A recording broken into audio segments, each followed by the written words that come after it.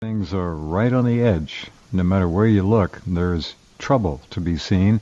There's a lot of insanity out there, but it's not just crazy insanity, it's satanic insanity.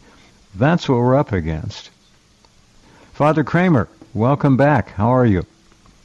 Well, it's great to be back. One observation I make, because there are many articles that are coming out. Yeah. These people in charge of the Vatican, this group, they are sectarians of the worst kind. Just like you had during the reign of Pope Pius X. Now, he's a Canaanite saint, St. Pius X, a great pope, a great saint. But what year was that approximately, Father Kramer? I remember that name from when I was a kid. What year was he Pope, approximately? I believe he was elected in the year 1903. It was right around the turn of the century, but he was still talked about. He was rather legendary for a while, as I remember. Yes, well, he's the one who made the warning about the one world religion and how this will be part of a one world order that will be very oppressive. Everything he foretold is coming true. And that was an official letter that he made these prophetic statements. Mm-hmm. He saw these things coming, but he was a man of great foresight.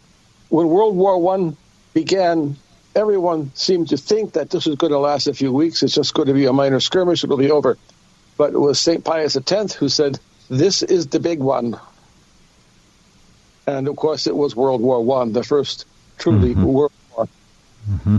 So a man of that stature, he became Pope because there was another man who was the leading candidate to be elected after the death of Pope Leo XIII, and that was a man by the name of Cardinal Rampolla.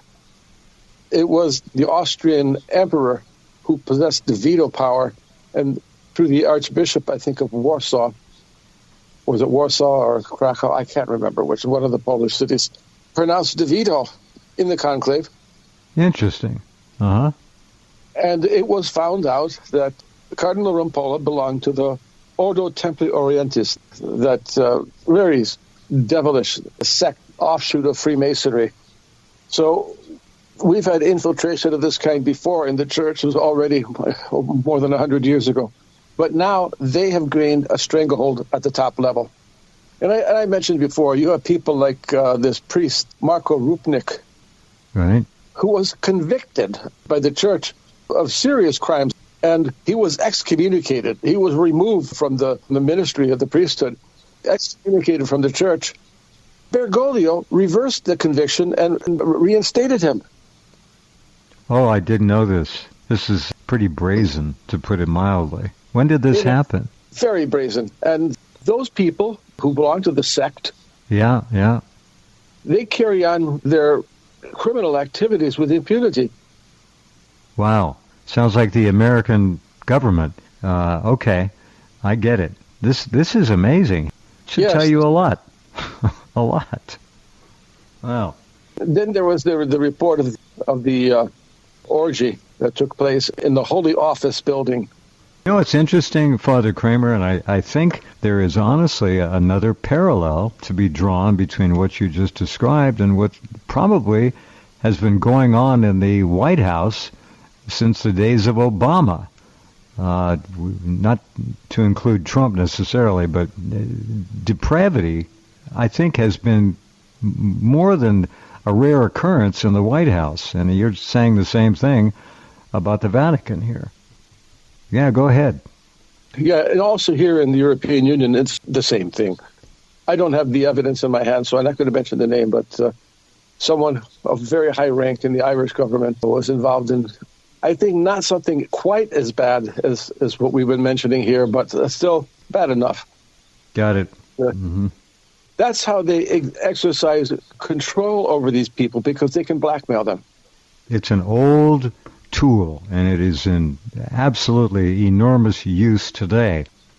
I'm wondering how you see, now I don't consider the Vatican to be even worth quoting anymore from my position. I'm not a Catholic, I don't pretend to be, but how do you and your people, in your group, your circle, who are old school, soaked in values, morality, and the doctrines of the church. How do you see the planet Earth right now in terms of satanic influence, if not control, at this point? How big is it? Now, that's a difficult question, but I just want to toss it out there and see what comes back. Well, first of all, we're seeing it everywhere, and what's most alarming, we're seeing it both in church and state, that church and state are walking together in unison. Got it. And that is really frightful. Oh, yeah. Yes. Yes, indeed. In a nutshell, what they're doing in the church, they say that they're reforming the church, but that's not what's happening.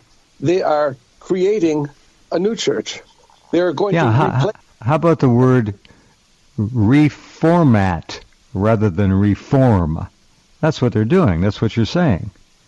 Reformat in the sense they want to replace the Catholic Church with a new and different church. And when Bergoglio said it's going to be a different church, that's a very loaded term, because Catholic people, they think, well, yeah, there's going to be some different aspects about it, some different changes of attitude and all this sort of thing. No, when he says a different church, he's concealing the fact that in a very radical sense, it is a different church that he's creating, because it is a totally inverted structure. It's going to be a new organization to replace the Catholic Church and to abolish the Catholic Church, and replace it with something else. Got it. The way they're trying to do this is coming out now in the Synod.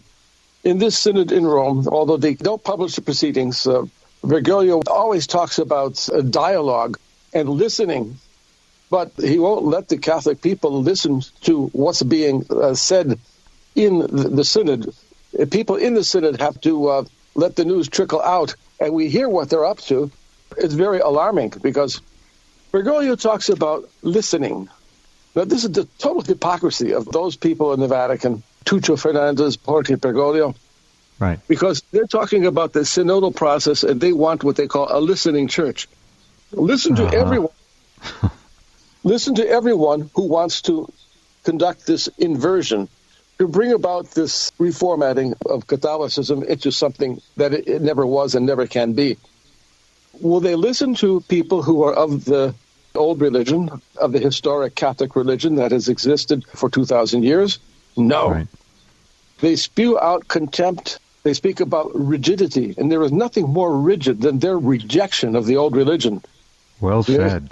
This is just the most abject hypocrisy that you're going to find anywhere on earth. You thought it was only in our politicians? No way. I think it's worse in the church than in secular politics, if that's even conceivable. That's the way it is now. They have already formulated their agenda. They're going through this process of making it look sort of democratic. They want to deconstruct the church, reconstruct it according to a different blueprint that is not of the New Testament, that is not of the apostles, that is not of Jesus Christ. The doctrinal authority that is the foundation of the unity of faith in the Catholic Church and of the doctrine of what Catholics must believe has always been the papacy, because as Catholics we understand that Jesus Christ founded the papacy in the primacy that he conferred on St. Peter, that authority over the other apostles, that he could overrule them, that this power is passed on to his successors. And that's what the church has professed as a matter of faith. That cannot be changed. Bergoglio is attempting to change it. Bergoglio and Fernandez and that whole crew, they want to invest that authority in the bishops' conferences.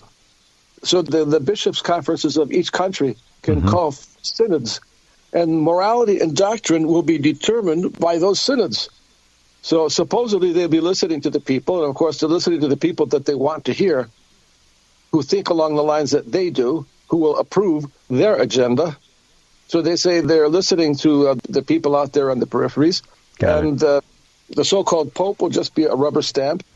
And you're going to have a different faith and different morality in the various parts of the world, because they're talking about what they call the realities of the African church, the realities of the church in France and Germany, the United States, Canada, the South American countries, etc., that they consider these to be different realities. So the church has to undergo this inculturation, not only in its liturgy, but in its belief system and in its moral teaching. You will have varying and conflicting moral code, varying belief system in different parts of the world, what would supposedly be the Catholic Church. And the hypocrisy of these people in the Vatican is that they're talking about this is for the sake of unity, but this destroys all unity. Because in the Catholic Church, we profess that the Church is one because we have one faith. We all profess the divinity of Jesus Christ, his divine authority, and that his word is the law of God. And that we receive from the apostles, and that's why we call that the apostolic tradition. Mm-hmm.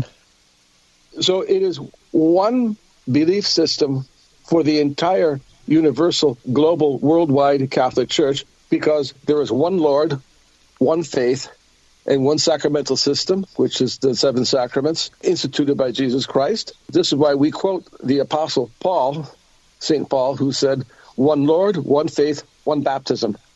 There's one principle of governance, the supreme authority of the Pope. There is the infallible teaching of the Pope, which is the grace that the Pope has as successor of St. Peter to preserve the unity of faith in the doctrine that we received from the apostles. Bergoglio is overturning all of this. So the doctrine, the revealed teaching about the commandments of God, the law of God, is going to be democratized, which means it's going to be reformed, in their manner of speaking, reformed, but it's going to be overturned. Well, communized. I'll go with that. Yes. Let me say one thing.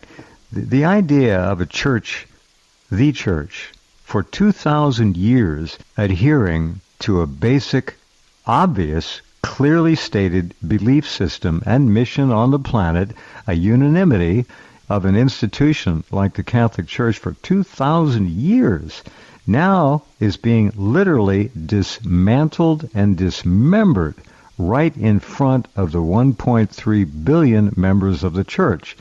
And you mentioned these synods of bishops, one synod of bishops in each country, or approximately each country. And I can see nothing from that except for fragmentation, division, subversive activities and agendas being pushed. This is a recipe for catastrophe in terms of unanimity of thought, morality, spirituality, and belief.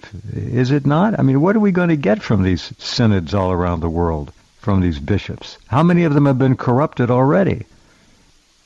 Well, they've been corrupted, all right, and a good number of them. Those that have not been corrupted are being eliminated one by one.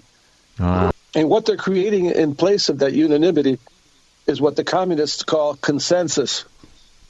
Got it. Now, consensus is not what normal people consider to be consensus. A true consensus is when there's a meeting of the minds and there's a general agreement. That's consensus. Right. But that's not the communist notion of consensus, and that's not the Bergoglian Vatican's idea of what would be a consensus. Consensus is what Bergoglio is doing now. Listening to pre-chosen members of the Synod who will spout the party line from below so that the party line that was formulated from above will appear like it's coming from all the 4 corners of the world, from the various sectors of the church. But it's not. It's created to be. It's all made to appear that way so that their pre-formulated dictatorial agenda can be rammed down the throats of all the Catholic people of the world, and they can say, well, there's a consensus. That's the kind of consensus that they have. They say it's a listening, but they're only listening to people of their own kind. It's such a fraud, the whole thing. It's abhorrent to any kind, decent Catholic. It should be. And I guess I can parallel again with our federal government here. People are waking up, but the people have no voice. They have no representatives they're a handful, but generally speaking, they've been sold out. The evil that has taken over this country is the same evil that has taken over and is taking over the papacy and the Vatican. That's how I see it. When the main political parties have been bought off, the politicians are sold out to the super rich dictators, you end up with a communist dictatorship. What communism is monopoly capitalism, and what communism is imposing an ideology on an entire nation or an entire group of nations or on the entire world, as they intend to do. Mm-hmm. Mm-hmm. And there's no allowance for any deviation of thought. You either spout the party line or like in communist China, you're going to have your organs forcibly taken from you, and you'll be an organ donor, an involuntary organ donor. That's what it comes down to. Father Kramer is not exaggerating any of this. We are living in cataclysmic times, highest treason and betrayal of values and systems that have served humankind for a long period on this planet, all being shredded and ripped apart. The reformatting, the reconstruction, the rebuilding of the Catholic Church is not unlike, Father Kramer, a constitutional convention here in these formerly United States to serve its communist masters. It's the same kind of thing. Yes, and that's why there's got to be vigilance in the upcoming election, because if the so-called Democratic Party, which is really the Communist Party, would win this presidency again, then the United States becomes a communist country totally. The invasion of white Western Christian cultural countries is clearly in high gear now, and they, the controlling elite, want all of us who oppose that dead. That's exactly what they want. And Bergoglio won't say it. He's the great cheerleader for this secularist agenda. And he's creating a secularist neo-pagan church that will promote inverted values of the globalists. How they work together is frightful, because this will create the worst tyranny that has ever existed in the history of the human race. Correct. Well, absolutely. Now, they're pushing through the parliament here in Ireland this hate speech legislation, changing the definition of what they call gender. This is not just a question of biblical revelation. God created the human race. He created male and female, man and woman. But this is a matter of primary knowledge. And primary knowledge is the most immediate knowledge we have of things. And as such, the collective primary knowledge of the human race cannot be in error. We as human beings, we know what is the difference between a man and a woman. A man is of the male sex, a woman is of the female sex. End of discussion. That is something that is immediately evident. It is immediately evident. It is founded on our primary knowledge. And because primary knowledge is primary, there is nothing that is more known than that. There is nothing that is better known than what is primary. It cannot be disproven. It cannot be legitimately argued. But they would, by legal fiction, create other genders and impose against our natural right to understand and speak the truth. They would impose upon us, under penalty of imprisonment, that we have to respect the delusional beliefs of individuals who think themselves to be something other than male or female. We will have to go to jail if we don't refer to these people, individuals, now as a they. Now, they is the plural. It's not a singular. If you're a human being, you're a man or a woman, you're he or she. You're not they. They is plural. But now you have individuals who want to be called they because they think that they are something other. They call that non-binary, which is to say they're neither male nor female. They're right. Now, this is something that is detached from reality. It's what we call delusional. But the state would impose under penalty, under criminal penalty, that we must go along with that fiction, with that delusion, and that we have to accept it, and we have to speak accordingly. Otherwise, off to jail we go. That's what they want to do.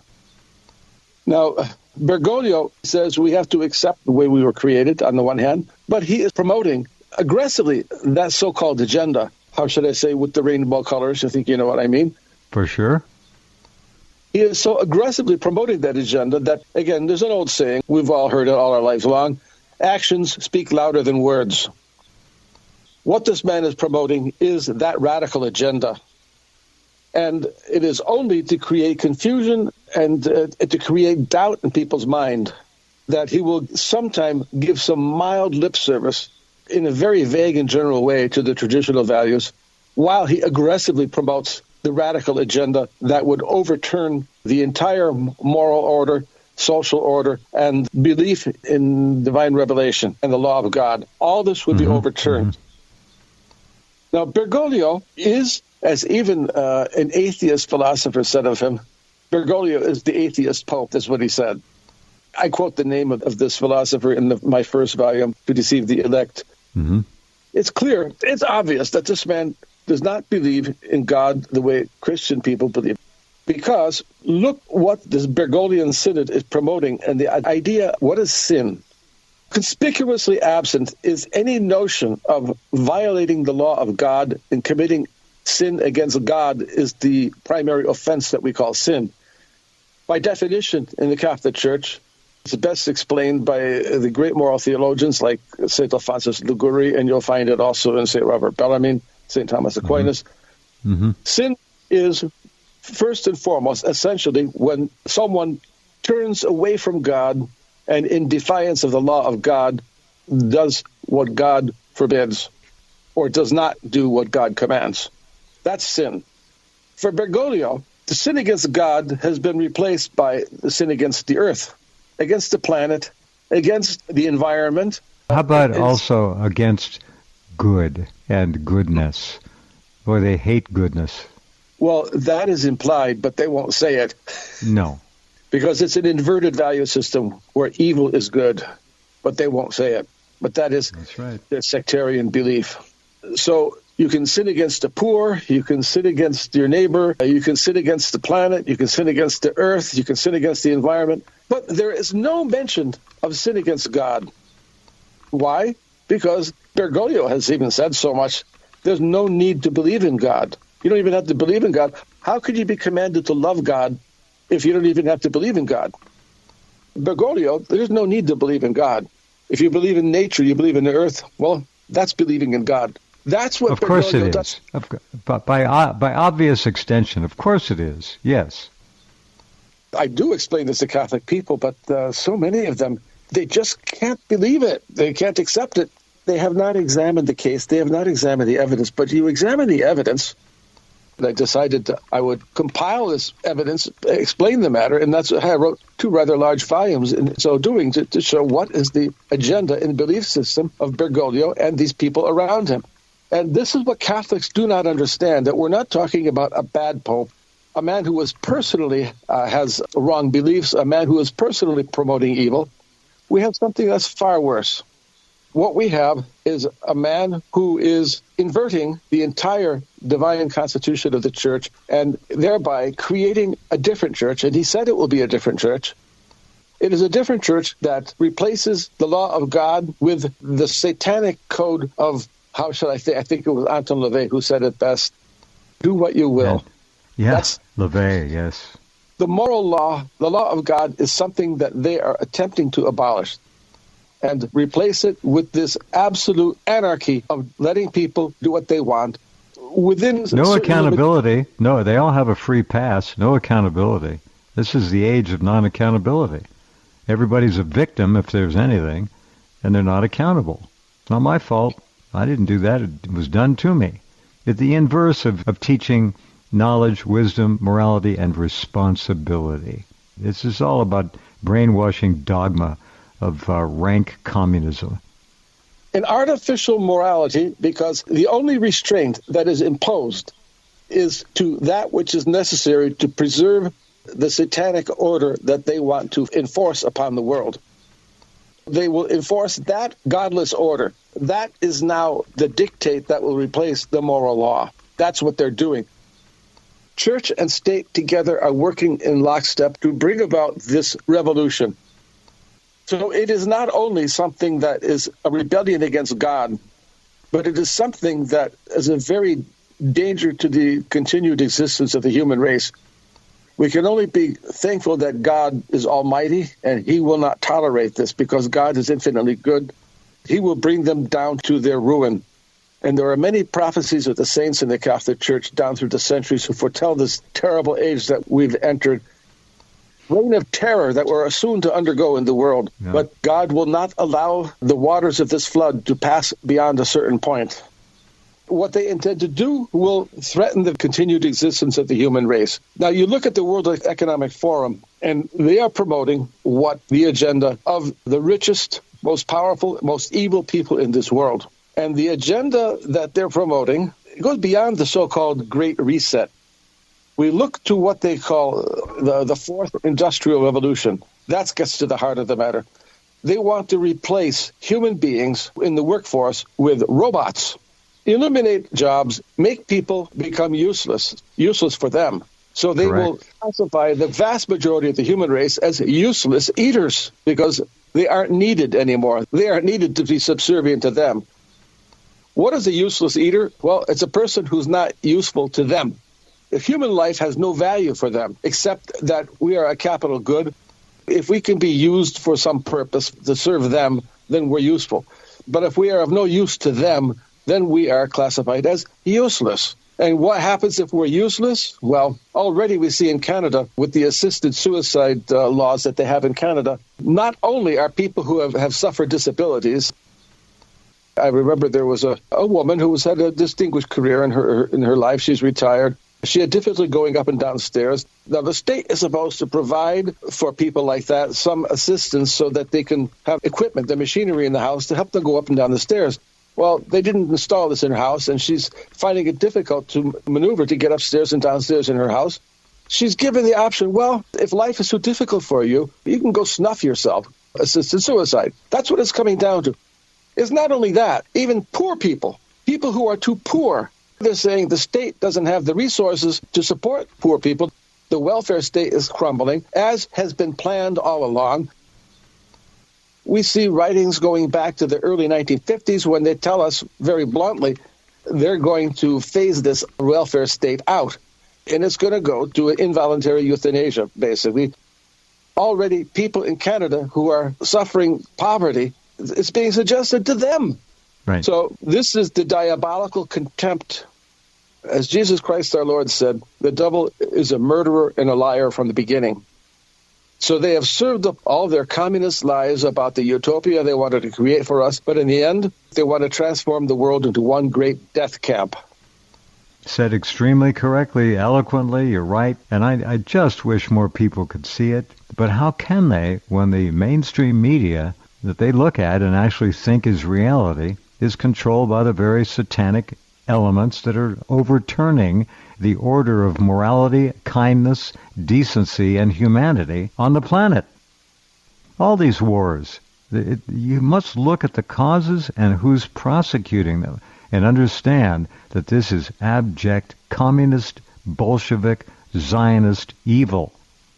Yes, and the prophet Isaiah was the one who pronounced the curse on those who would put evil in the place of good.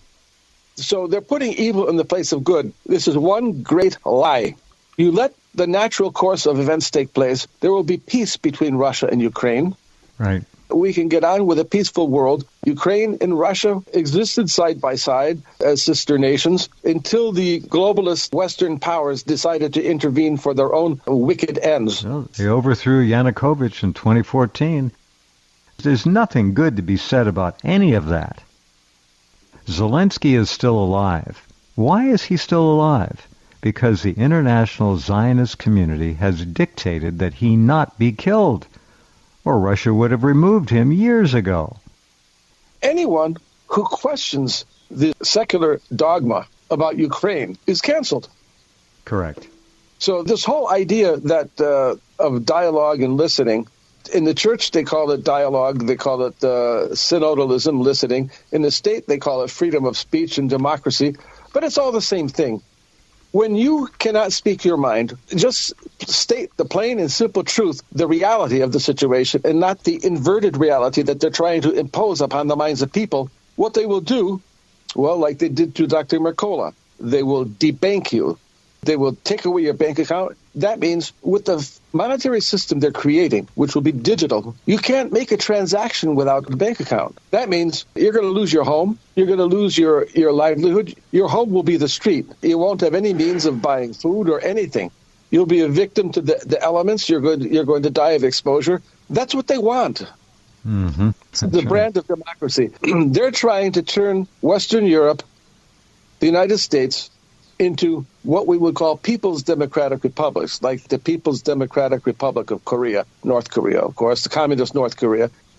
Largely underwritten by the forced integration of third world and worse people who are being flown in nonstop.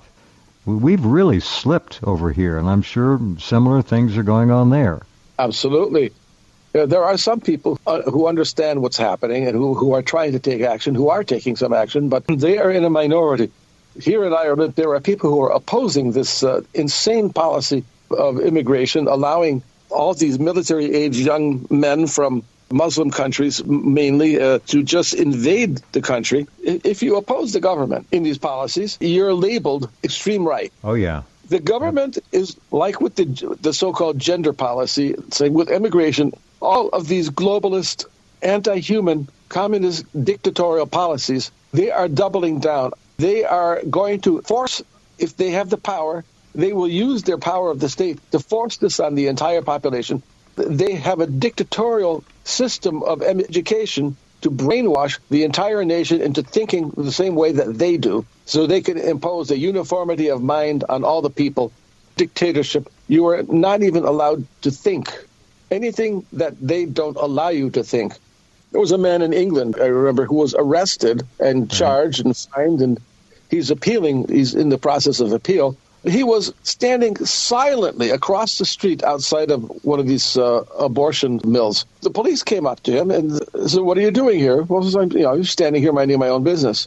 The man was not doing anything visible, just except standing still. And he says, "This is public property. I'm minding my own business." But one of the police asked him, "Are you praying?" And he said, and he admitted that he was praying. That was enough. They arrested him and charged him with a criminal offense.